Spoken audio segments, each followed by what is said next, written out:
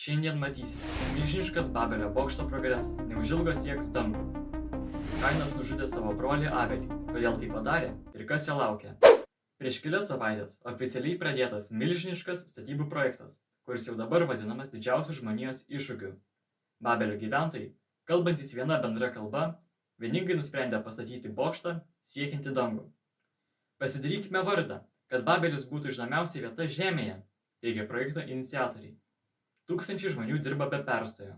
Atmosfera statybvietėje primena skruzdėlyną, vyrauja susitelkimas ir bendruomeniškumo jausmas. Nebaigtas bokštas jau dabar matomas iš tolimiausių apylinkių. Ekspertai teigia, kad jei darbai vyks tokiu tempu, bokštas pasieks dangų per ateinančias kelias dienas.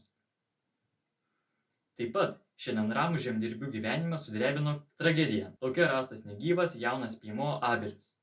Įtariamas jo brolis Kainas.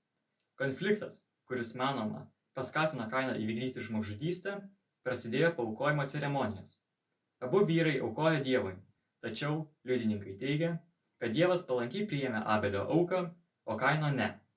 Po šio įvykio Kainas buvo pastebėtas prislėgtas ir labai supykęs. Kitą rytą Kainas pakvietė brolį į lauką. Ten, kaip manoma, ir įvyko nusikaltimas. Abelis buvo nužudytas. Ką tik gavome šokiruojančias naujienas. Babelio bokšto statybvietėje kilo chaosas. Žmonės staiga pradėjo kalbėti skirtingomis kalbomis ir nebesuprasti vieni kitų. Vakar visi darbai vyko sklandžiai, o šiandien nebesusišnekam, pasakoja vienas iš darbininkų. Dėl nesusikalbėjimo darbai sustojo, instrukcijos nebevykdomos, kilo ginčai, dalis žmonių paliko statybvietėje.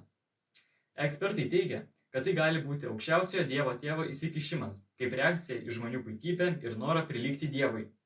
Nebaigtas bokštas liks stovėti kaip nebylus priminimas apie žmonių vienybės jėgą ir jos trapumą.